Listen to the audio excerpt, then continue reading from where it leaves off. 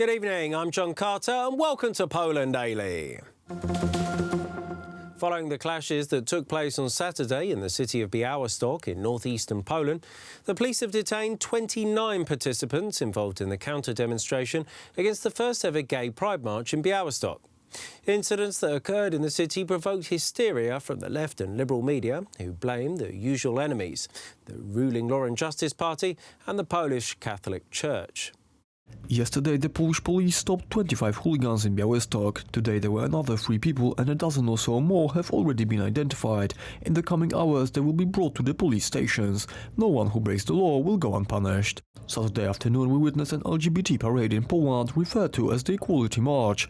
The march was subjected to blockade by the organized groups of pseudo-football fans, and the route was changed twice. The police intervened and had to use tear gas. The most serious clashes occurred in the Catholic Cathedral, when counter-demonstrators were throwing various items such as bottles and rocks at police officers. Officials announced that new arrest warrants are being prepared, and the left-wing groups have already found those guilty of the riots. These are the Law and Justice Party and the Catholic Church. From Białystok, not far from Jedwabne. I knew in the morning that this is the bridge of history. I did not want to write that, and there it is. How can you do that? What do you not understand? That hatred leads to violence. Too much simplification. This is not simplification, but a warning. Organize the equality marches non-stop and get beaten up. Stand still and allowed to be devoured by beating. Zero reaction. Silence.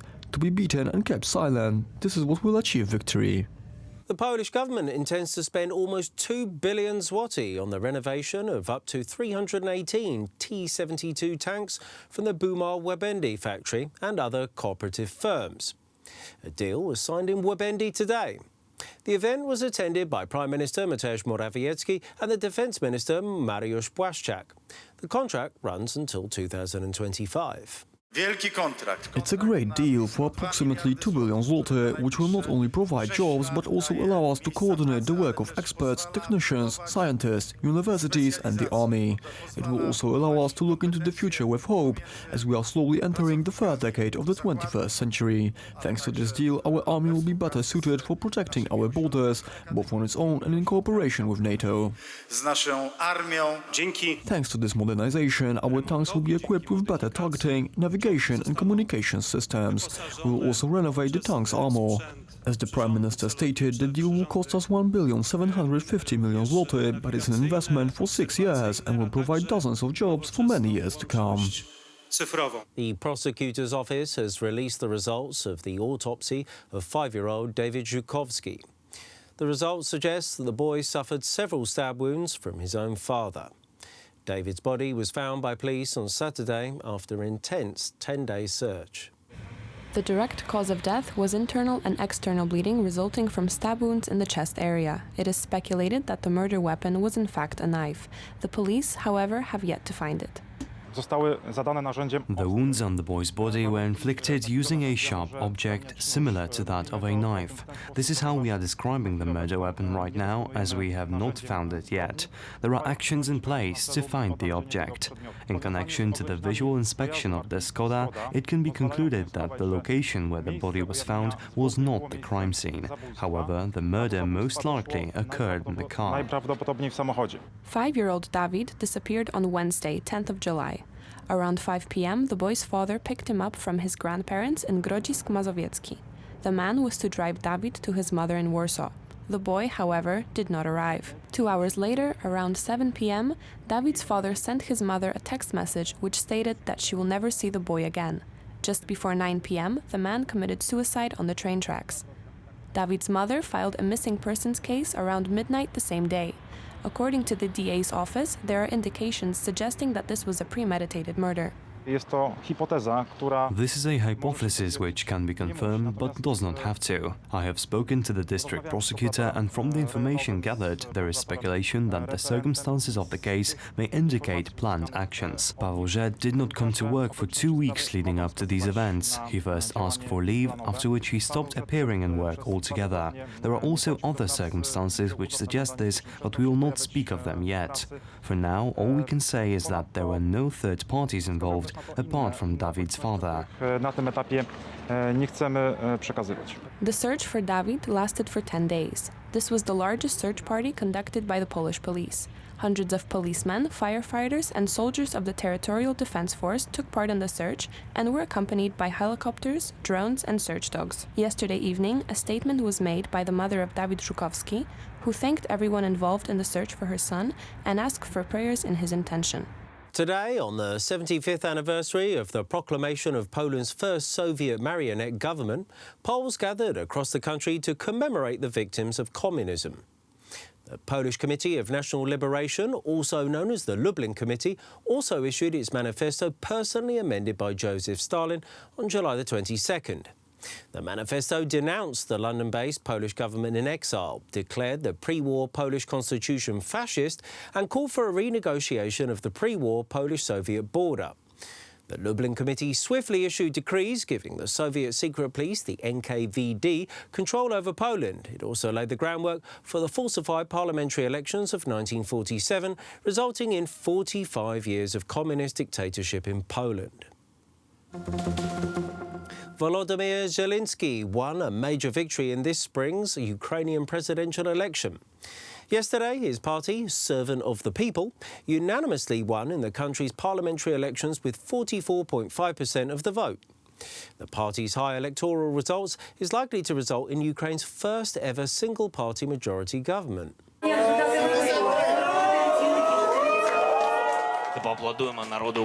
Congratulations to everyone. It is a good, strong and symbolic result. We are grateful, me in particular, to the people of Ukraine for their support. It is not only a great trust, it is also a great responsibility, for me personally and for the team.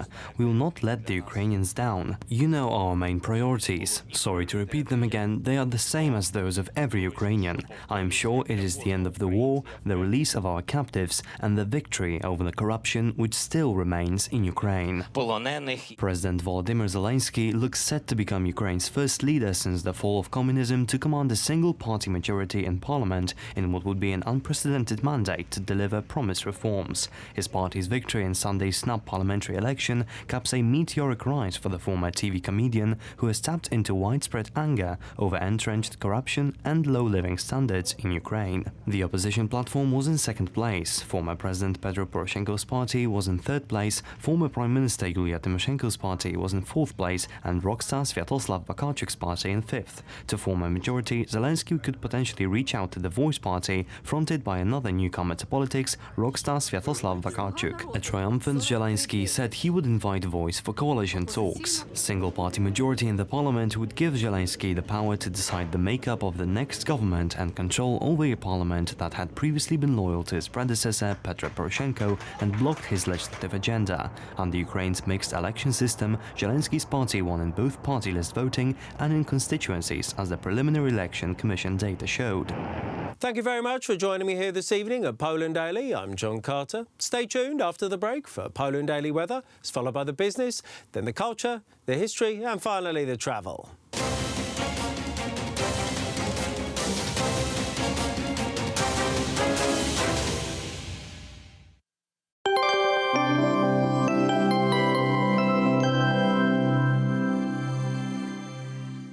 Welcome to Poland Daily Weather. Let's take a look at the forecast for tonight. A warm night across the country with temperatures ranging between 14 to 18 degrees on the southwest. Rainfalls are expected around Bydgoszcz, Poznań and Łódź. Little showers is expected over Koszalin as well. And now over to tomorrow. Light overcast on western Poland but otherwise with sunlight, while on the east we are expecting downpour and gusty wind. The temperature will range from 21 degrees to 27 degrees in Szczecin. Let's see the forecast for the following 3 days. Wednesday will be a sunny day all over Poland with maximum 29 degrees. On Thursday, temperature will rise to 30 degrees on the west, loads of sun in the whole country. And on Friday, weather will be very similar with little higher temperatures ranging from 26 to 31 degrees. Thank you for watching and goodbye.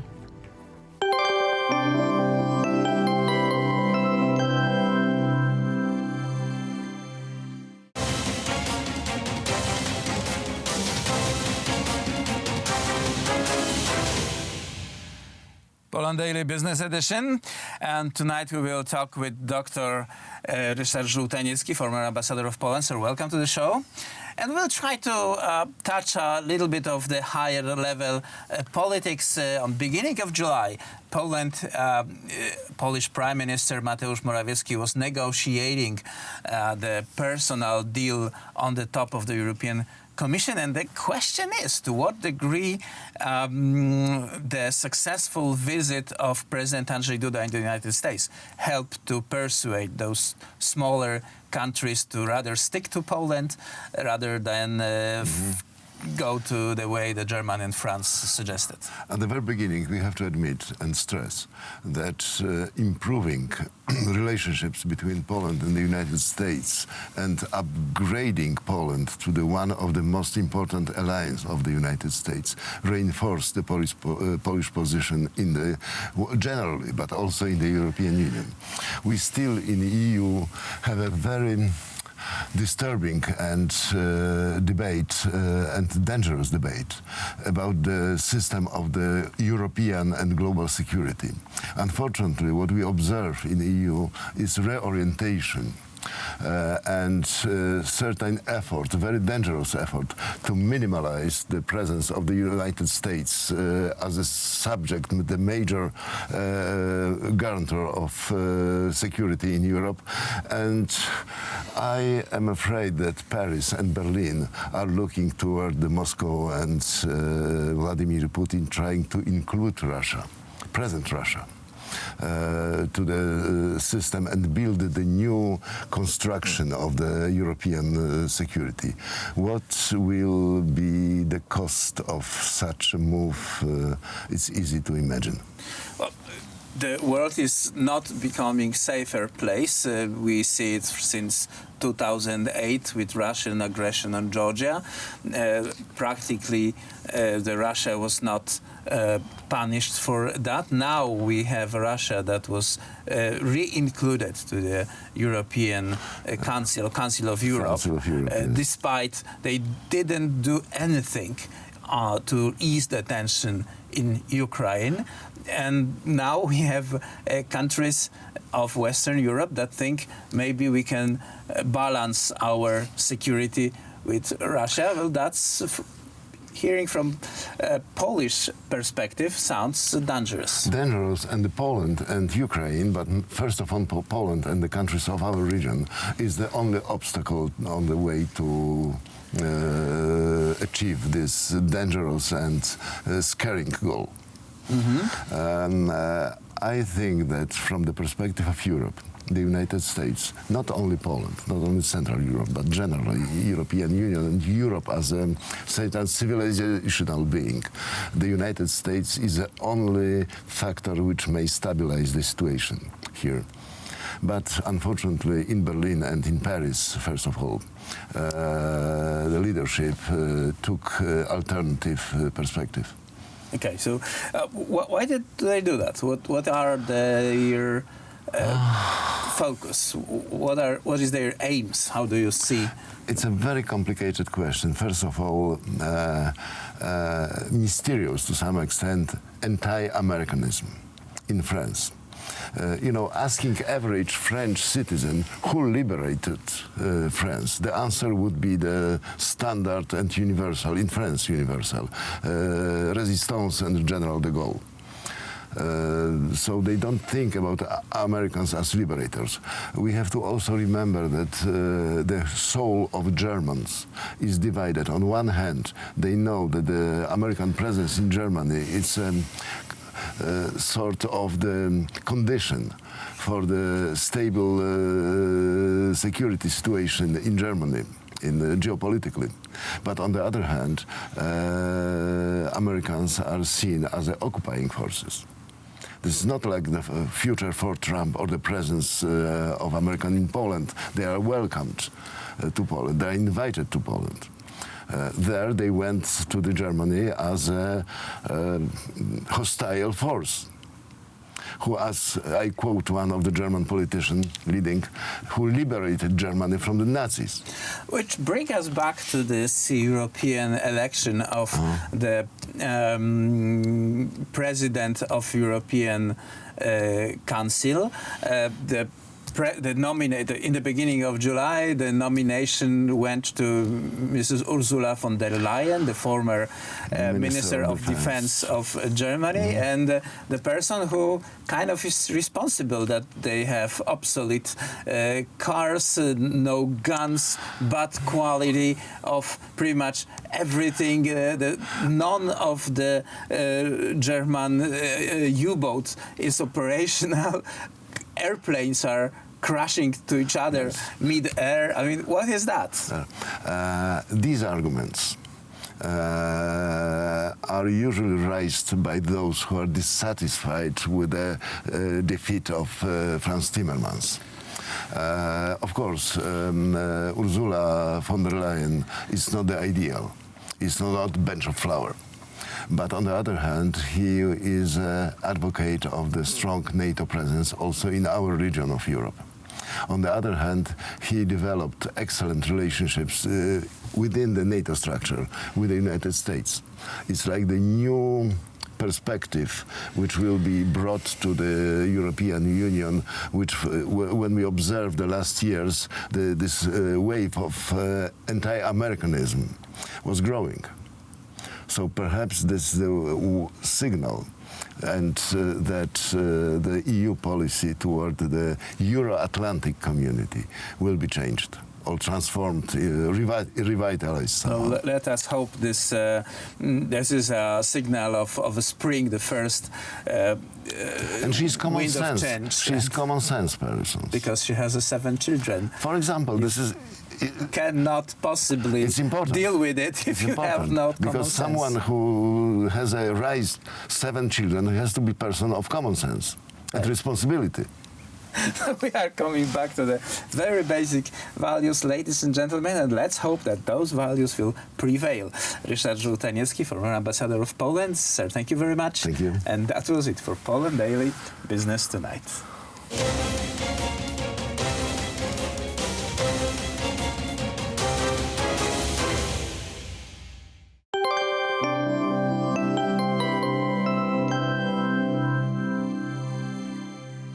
Welcome back to Poland Daily Weather. Let's take a look at the forecast for tomorrow. Light overcast on western Poland but otherwise with sunlight, while on the east we are expecting downpour and gusty wind. The temperatures will range from 21 degrees to 27 in Szczecin. And now let's see tomorrow's forecast for our continent. Alternating rain and sun will dominate in Central Europe, and there we will see about 22 and 26 degrees. In British Islands, temperature will range from 22 to 31 degrees. The highest will be in Madrid, 36 degrees. Thank you for watching and goodbye.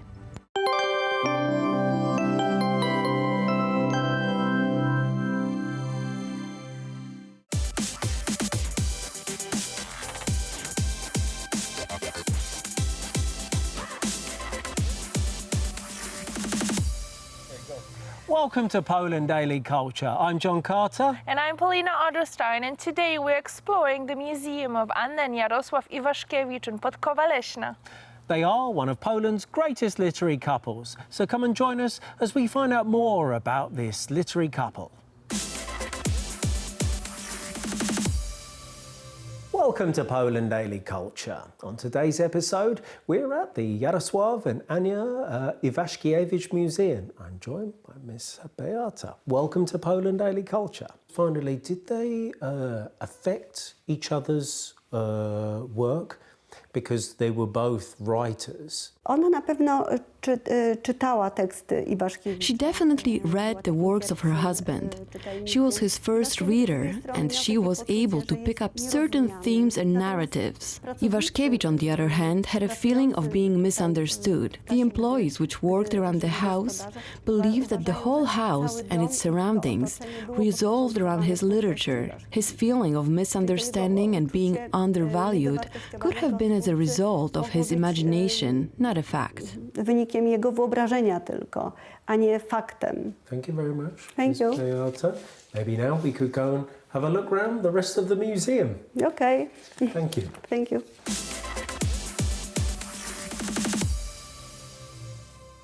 Stawisko is the name which Anna and Jarosław Iwaszkiewicz gave to the estate they received as a wedding gift from Anna's father, Stanisław Wilhelm Lilpop, in 1920.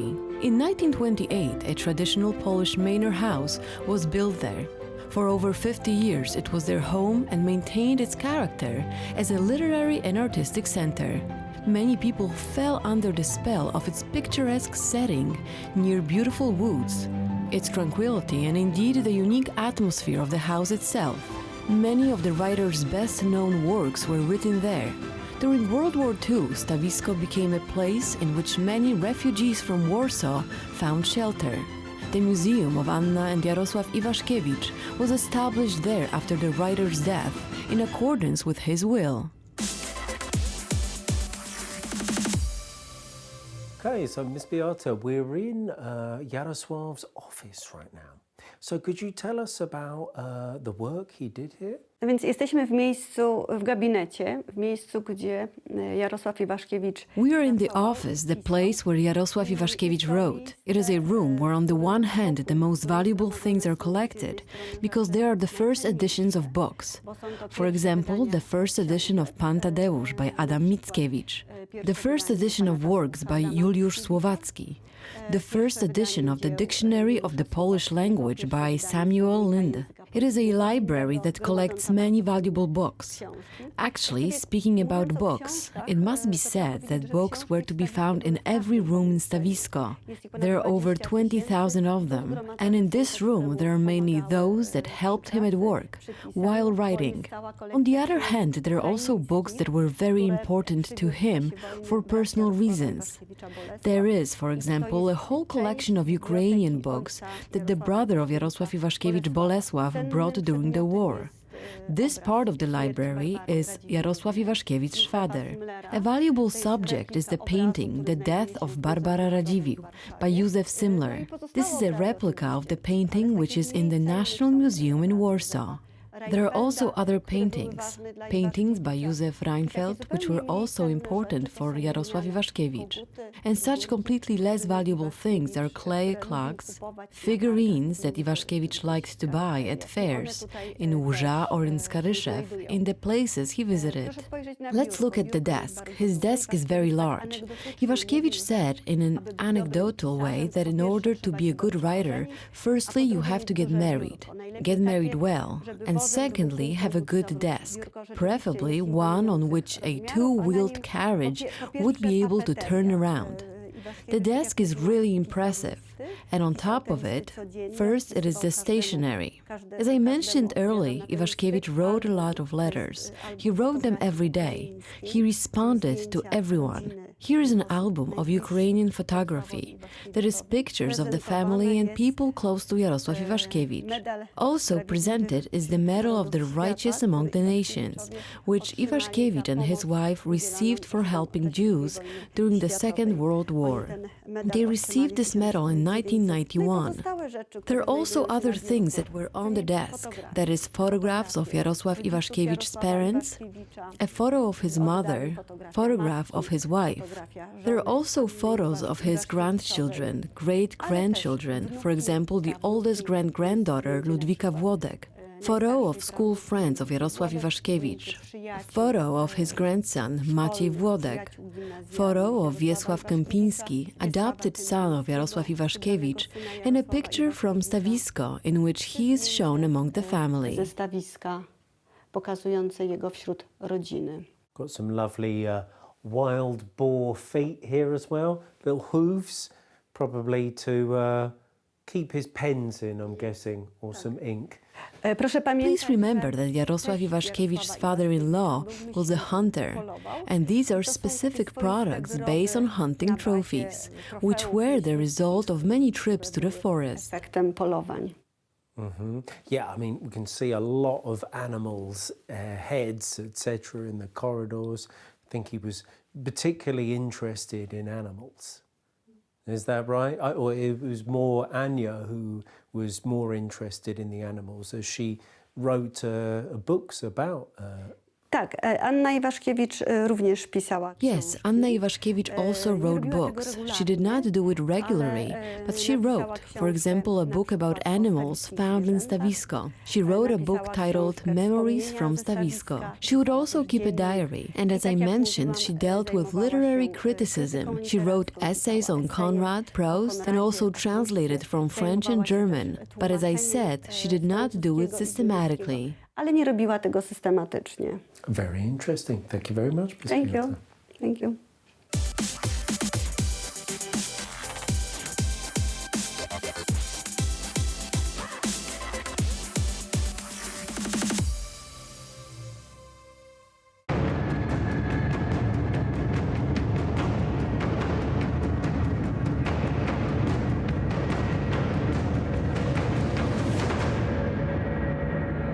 Ladies and gentlemen, welcome to Poland Daily History. Today we are visiting the city of Ciechanowiec on the northeastern side of Poland and the Krzysztof Kluka Museum of Agriculture. They are organizing a medieval fair, or rather an event focusing on the lifestyle of the nobilities during the 18th century.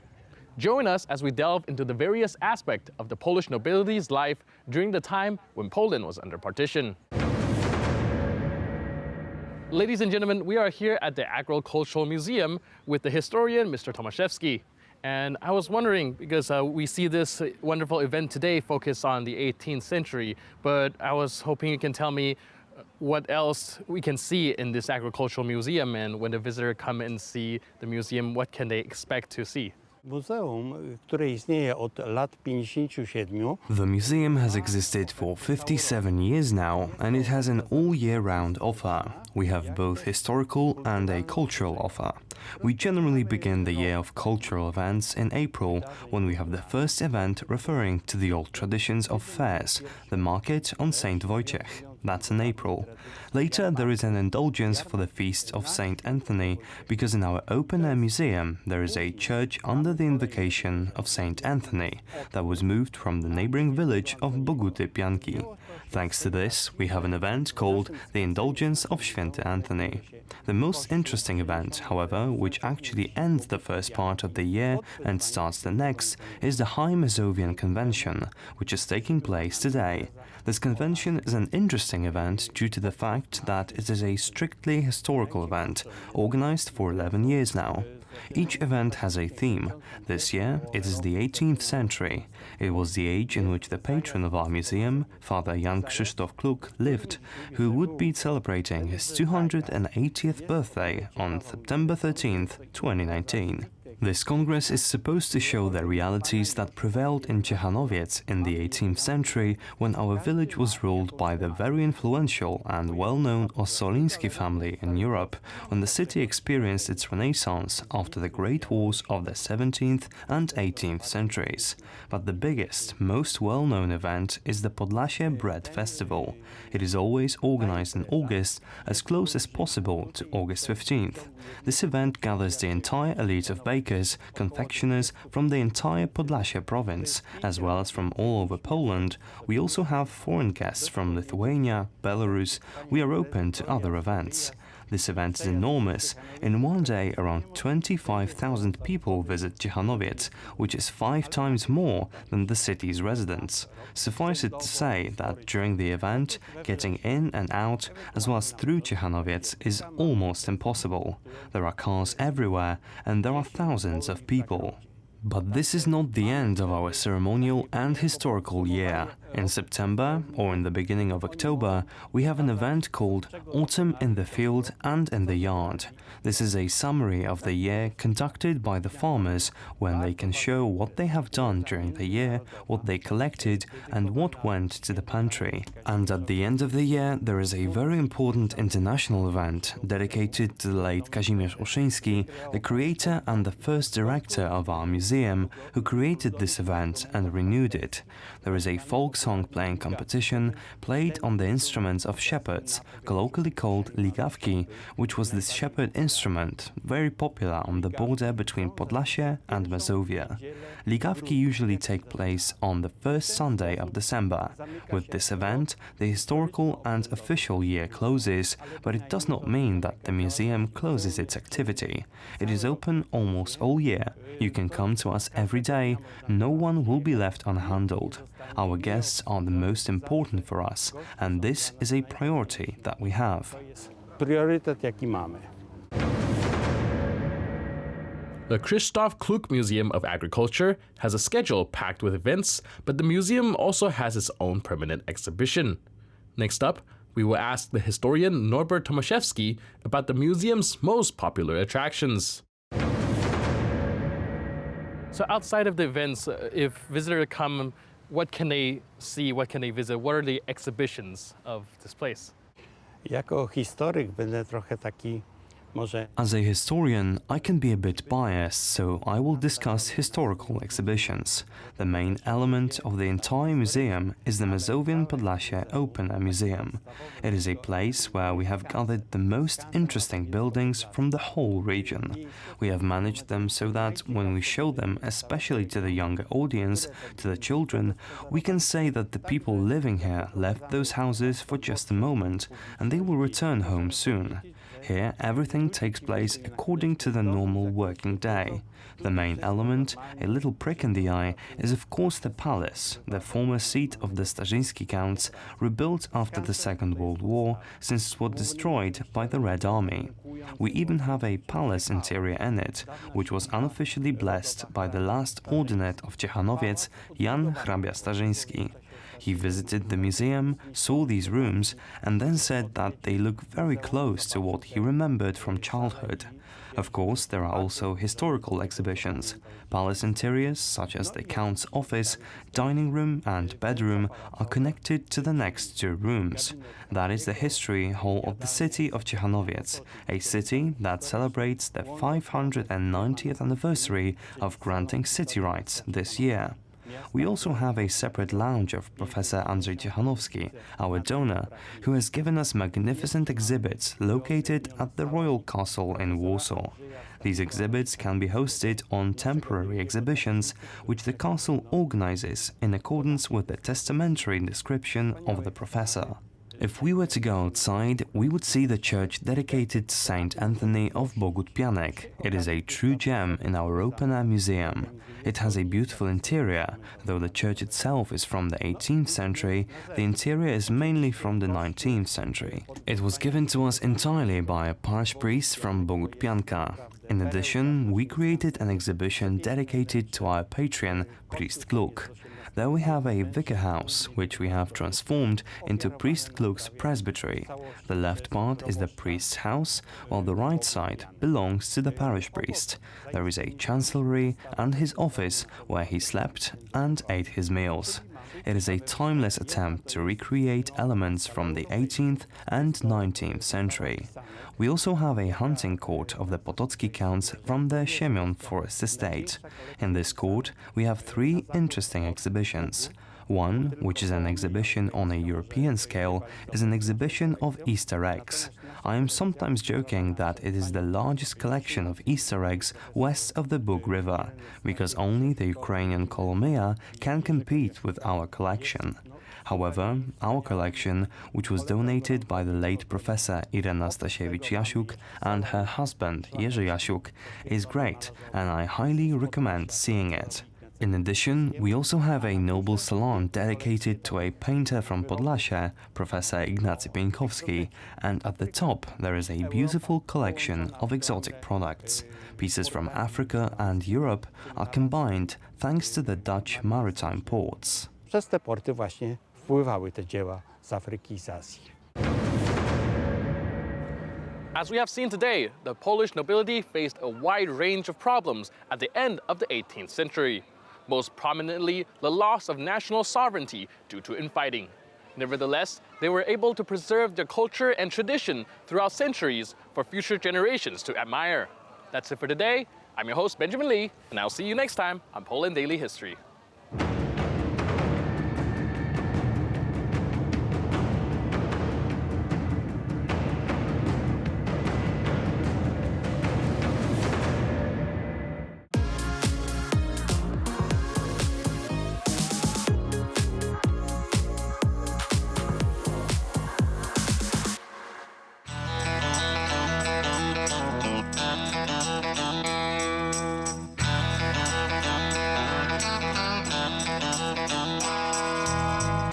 Hello, and it's time for another edition of Poland Daily Travel.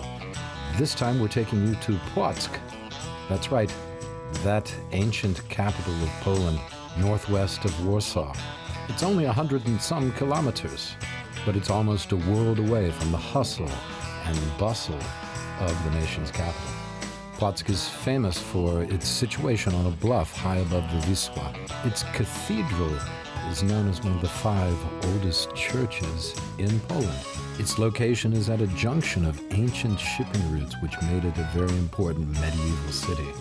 Nowadays it is the home of the Museum of Mazowsza with its excellent collection of Belle Epoque furniture. And that's before you even consider the city's most original asset.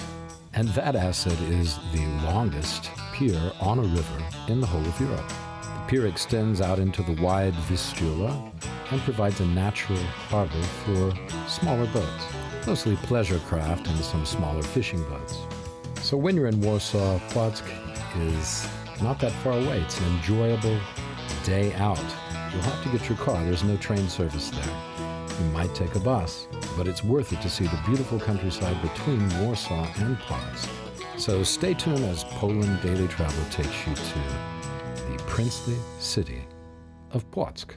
Poland Daily Travel, your favorite travel programming about Poland. Yes, I know folks will do anything for a laugh on Poland Daily Travel. And, the laugh's on me, obviously. Okay, I know they didn't have sunglasses like this back 100 years ago, or in the Belle Epoque, or even in the 1920s. But nonetheless, I could not resist the temptation for humor by stopping and assuming the appearance of a lady of the Belle Epoque. Okay, all right. Not a good-looking lady by any stretch of the imagination, but nonetheless, a finger coming out of her face. At any rate, we're going on with Małgorzata, and we're going to see more of this building. In fact, the greatest hits of the Belle Epoque. This is amazing. I had no idea this museum even existed a few days ago. Okay. That's what I love about this job. Let's go and find Małgorzata. She's probably run as far as she can from me, having seen my idea of humor. All right, stay with us. Be right back. Bumper. Okay, as I had just promised, we've walked into a room and we are already beginning to have some indication of the splendor of the time, 100 years ago. Is this a reconstruction of what was like exactly here? Or? No, it's a kind of arrangement of the apartments of interior from the turn of 20th century in Art Nouveau style. Because we need to remember that the apartments from that time wasn't exactly in clear Art Nouveau style. They were eclectic because people have furniture, heritage from their parents, grandparents, and this is arrangement in clear Art Nouveau style, which was very modern in that time, in the turn of 20th century. And you can see the curvy, dynamic we said line. Before, it's everywhere here. There's this kind of a sensuous. Remember that? The sensuous, curvy stuff going on, yes, right? Like a microcosmos of the nature. Yeah, here. a microcosm of of nature. Yeah, and so everything is supposed to be unified in the same kind of style with patterns and motifs of nature. So it was a very reflective time, wasn't it? How do we see this unity? For example, if you're looking at this table and the setting of this table, I assume that all of this is from 100 years ago, more or less, right? Or even longer, yeah. But Belle Epoque, 130. Right? Oh, even older than that? Yes, because of the end of the 19th century, from the 90s, this set of the porcelain was designed by one of the main artists of Art Nouveau, Henry van de Velde. He was a designer, And this set is from the Royal manufacturer of porcelain in Meissen. And you can see... In Germany, right? In Germany. Yeah. Mm-hmm. You can see the waves on the shape of the items of this set. Okay, so we can but see... But there are... on the plates. On the plates. On the cup, the way yes. the handle of the cup is wavy. Yeah, it's curved and more than usual. It's one of the top 10 of our collection because it's very... This must be very valuable, I would think. Yes. Extremely valuable. Yes. Do you have any idea how much? If I wanted to buy that, how many? Would it take more than a couple of hundred zlotys? I think it could be cost like a little car. Like a car? Like $10,000 or more? Yeah. Yeah? Something like that? Okay, so, but not only that, it's just beautiful stuff. And also, the other thing is we have to remember is that people had a lot more time to arrange, to use your word, to arrange their life, to think about the objects in their life because there were no video games, there was no television. Of course. It was nothing like the television, radio even. Yes, and this is a dining room. People spend here lots of time, a part of the work. They came to home to visit their families and they spent their time preparing the meals or eating the meals and talking. It was a special time for a family when they could spend together and speak about all things which happened all day till the morning, since morning till the end of the day. So it's a kind of celebration of meal, of dinner. Even more of a celebration than today, where you're just sort of running around. Yes, we are only in a hurry. We're in a hurry. We're in a hurry to get up. We're in a hurry to go to work. We're in a hurry to leave and go home. We're in a hurry to eat. We're in a hurry to go to sleep. Yes, and here you can see even even in a table special items which talk to us and speak a history about everyday life of the turn of 20th century. And look at the chairs, for example. Those are beautiful, aren't they? Yeah. The chairs alone look like they'd be quite a prized item to have, you know? Yes. Everything here is from diverse parts of Europe, from diverse manufacturers, from Vienna, from Meissen, from Germany, from Austro-Hungary. We should remember that in that time wasn't electricity in such buildings. So no electricity. It was a gaslight. Yes. Yes. So, okay.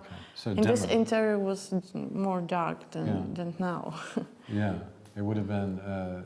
Because these lights, of course, artificial lights. You didn't reproduce the gaslight. Yeah. What is the most valuable item? If I were a cat burglar, which item would I like to take? Yeah. This set of porcelain, for sure.